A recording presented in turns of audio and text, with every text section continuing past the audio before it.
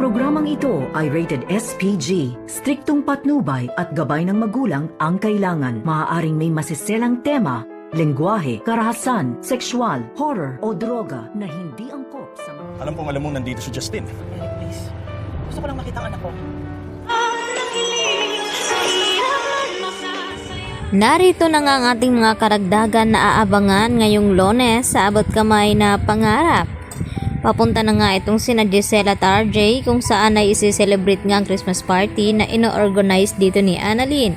At dito naman na agad na sumulpot itong si Eric at tinanong itong si Giselle at RJ na kung saan daw pupunta.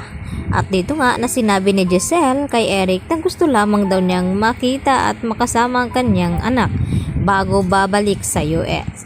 At dito naman na sinabi ni Eric kina Giselle at RJ na alam naman daw ni Giselle na ayaw siyang makita ng kanyang anak na si Justin.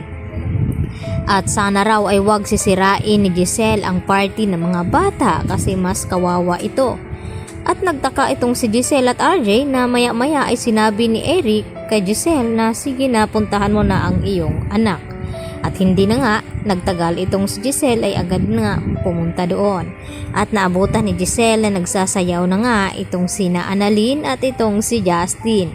At habang nagsasayaw ang dalawa ay palihim naman itong si Giselle na kumukuha ng video dito nga sa kanyang anak na si Justin. At kahit sa malayo ay talagang tuwang-tuwa naman na tinitingnan dito ni Giselle ang kanyang anak.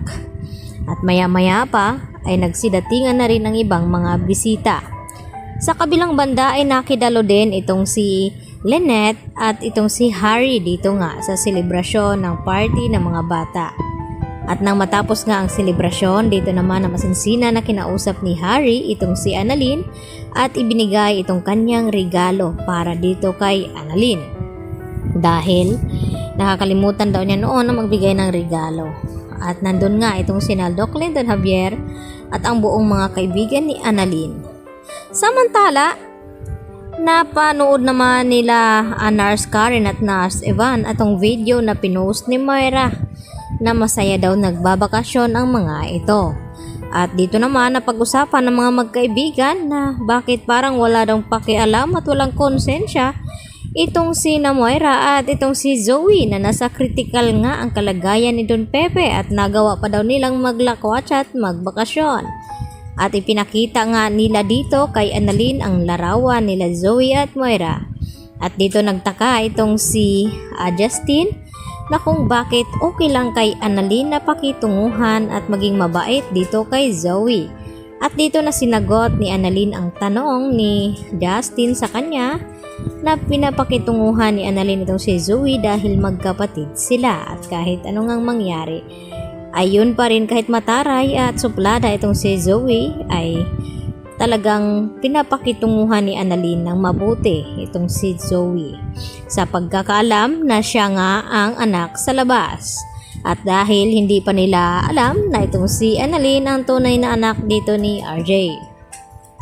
At unti-unti naman nakakalimutan na dito ni Lynette itong trauma ng kanyang nararanasan nung ito'y pinasok ng mga magnanakaw ang bahay ni Carlos. Dahil sa tulong na rin ng mga mangbubuti ay talagang sinubukan ni Lynette na harapin ito. At binigyan niya pa nga ng mga regalo at ipinagtataka ni Carlos na kung bakit may mga lalaki sa labas kaya agad na sinugod ni Carlos ang mga ito at pati nga itong si Aling Susan ay nakisali na rin sa akala na binugbog nga itong si Carlos at talaga namang inawat ito ni Lynette. At dito na ipinaliwanag siya nga nagpapasok at nagbigay ng mga bote at pagkain dito nga sa dalawang mangbubuti. Kaya yan naman ang ating pagkatutukan dahil baka hindi na matuloy ang pagbalik dito ni Justin papuntang US dahil mararamdaman niya ngayon ang awa ng kanyang ina. Yan lang po at marami pong salamat sa inyong panonood dito sa akin channel.